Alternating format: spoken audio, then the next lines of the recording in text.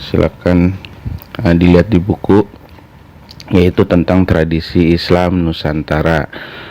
Kita bahas sekilas saja ya, apa itu tradisi Islam Nusantara. Di bab 12 ini kita bahas tentang tradisi Islam Nusantara. Sebelumnya kita review dulu, kita pernah bahas bahwa Islam itu, agama Islam ya, masuk ke Indonesia atau ke Nusantara ini ya, itu kan melalui beberapa jalur ya. Pertama, perdagangan ya, dari Gujarat Arab masuk ke Indonesia. Kemudian ada juga melalui pernikahan, ada juga melalui pendidikan ya.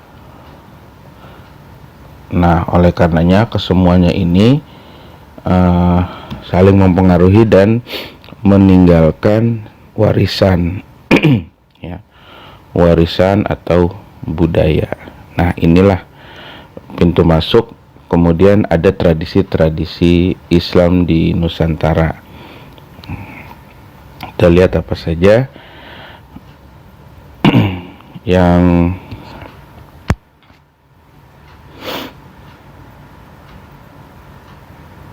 ini peta konsepnya.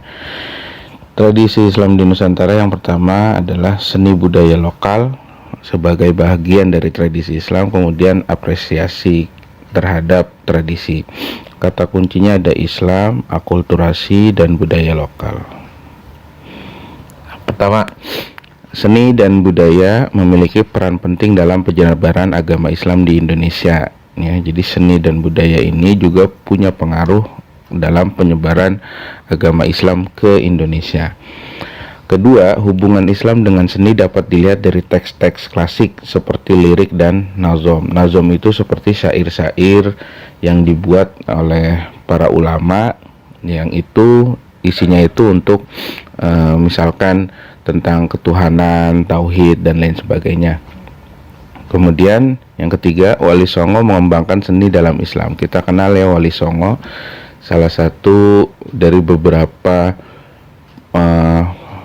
poin penting bahwa pembawa atau yang membawa Islam ke Nusantara itu diantaranya beberapa tokohnya adalah Wali Songo.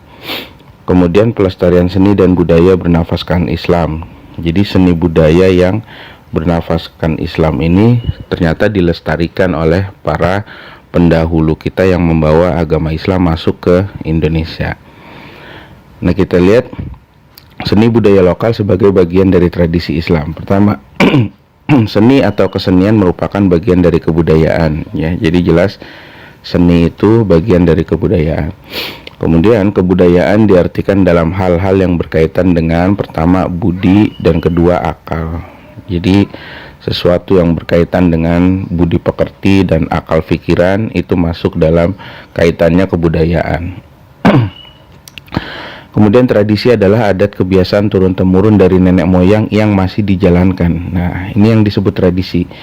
Jadi kalau ada sesuatu acara, kegiatan, atau sebagainya yang masih dijalankan di masyarakat, yang itu dari turun-temurun nenek moyang kita, nah itu dinamakan tradisi. Kalau sudah tidak dijalankan, maka dia bukan tradisi.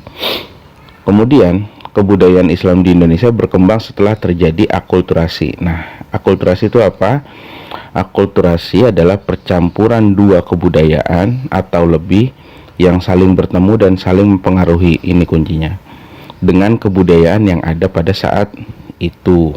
Contoh misalkan dulu ada kebudayaan tentang gamelan misalkan. Di wilayah Jawa sangat menggemari wayang atau gamelan.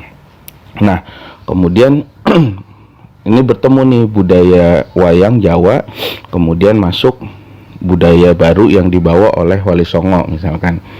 Tapi budaya wayang itu tidak dihilangkan, justru dipertahankan. Kemudian budaya itu bertemu atau saling mempengaruhi dengan kebudayaan Islam, misalnya dengan nilai Islam. Maka wayangnya misalkan dimasukkan cerita-cerita tentang Islam dan lain sebagainya. Nah, itu maksud contoh dari akulturasi. Kemudian unsur-unsur budaya setempat yang bernilai Islami dilakukan oleh para mubalik dalam menyebarkan agama Islam di Indonesia. Sudah jelas ya, bahwa Islam ini melalui budaya juga dibawa oleh para mubalik yang menyampaikan dakwah risalah Islam di Indonesia. Nah, kita lihat contohnya, misalkan jadi seni budaya lokal itu bisa berbentuk tradisi, upacara, ya, acara keagamaan, atau bisa juga berbentuk bangunan, peninggalan bangunan bersejarah. Misalkan contoh upacara grebek ada di wilayah Jogja, Demak, Surakarta, dan Cirebon. Ya, apa grebek itu menggiring raja atau pembesar. Ini dilakukan pada hari raya Idul Fitri, Idul Adha, dan Maulid. Kemudian gamelan ya di Jawa tadi pertama kali dibawa oleh Sunan Bonang termasuk Wali Songo untuk menyesuaikan dengan corak budaya Jawa yang menyukai wayang dan gamelan. Syair-syairnya diselingi kalimat syahadat. Nah, itulah yang dimaksud akulturasi. Jadi diselingi oleh nilai-nilai Islami. Kemudian perhitungan tahun Saka atau Caka ya di Jawa ini juga proses akulturasi dengan budaya Hindu-Buddha yang menggunakan perhitungan waktu dengan sistem angka. Kemudian pesta Tabwik di Sumatera, Pariaman. Ini adalah memperingati hari Asyura, di mana hari Asyura itu juga latar belakang sejarahnya adalah gugurnya Husain bin Ali, yaitu cucu Nabi Muhammad SAW. Terus ada juga misalnya acara Sekaten di Jogja. Sekaten ini rangkaian kegiatan tahunan sebagai peringatan Maulid Nabi yang diadakan oleh Keraton Surakarta dan Yogyakarta. Nah, ternyata kalau kita lihat dulu misalkan ketika saya di Jogja, itu setiap acara Sekaten masyarakat Jogja itu penuh menghadiri, datang ke alun-alun. Nah, di depan alun-alun itu sebelum kita masuk ketika acara Sekaten itu selalu ada gapura. Nah, ada sebuah gapura gitu ya. Nah, di sininya itu bertuliskan kalimat syahadat, asyhadu alla ilaha illallah dan seterusnya gitu ya. Nah, ternyata Sekaten itu diambil dari kalimat ini. Ini namanya kalimat apa? Syahadatain. Dua kalimat syahadat. Nah, dulu orang Jawa mungkin menyebutnya masih terlalu sulit sehingga menjadi Sekaten. Sekaten itu sebelah syahadatain. Maka di sini dituliskan kalimat syahadat. Nah, itu salah satu bentuk akulturasi. Jadi bagaimana upacara Maulid Nabi itu disebut Sekaten dan ada nilai-nilai atau istilah-istilah Islam di situ. Kemudian dari segi bangunan misalnya kita lihat ada Masjid Raya Baitur Rahman Aceh ya di Aceh. Ada Masjid Agung Banten. Ada Masjid Agung Demak ya di Kauman Demak dan lain sebagainya. Bangunan-bangunan bersejarah yang juga merupakan tradisi atau peninggalan warisan kebudayaan Islam. Nah, faktor tradisi upacara ada. Kenapa sih ada acara-acara seperti itu, tradisi-tradisi itu? Nah, ternyata ada 3 faktor yang bisa kita lihat yang mempengaruhi adanya tradisi itu. Pertama dari pernikahan. Tadi ya jelas ya, ada persilangan atau hubungan sehingga dari pernikahan itu muncul tradisi-tradisi ya. Kemudian dari kelahiran ya. Misalkan di kita ada tradisi 7 bulan ya atau 7 bulanan dan lain sebagainya. Terus ada kematian misalkan di kita ada haul, ada 100 hari, 40 hari dan sebagainya. Nah, ini semua adalah faktor-faktor yang bisa dilihat dari tradisi dan upacara adat Nusantara.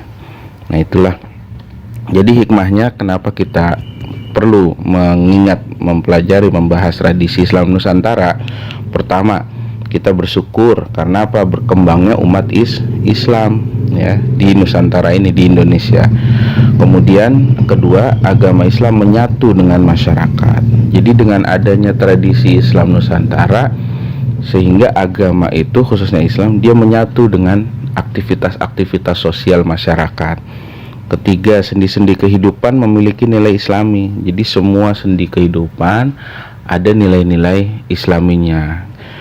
Kemudian hubungan manusia dengan Allah dalam aspek sosial budaya. Jadi tradisi Islam Nusantara juga upacara keagamaan itu bisa menjadi wasilah antara hubungan manusia dengan Allah atau hablum minallah. Yang kelima, warisan ilmu pengetahuan kepada generasi selanjutnya kepada sampai ke kita nih. Bayangkan kalau dulu tidak ada yang membawa Islam ke Nusantara, mungkin kita belum bisa menikmati agama Islam ini dengan baik.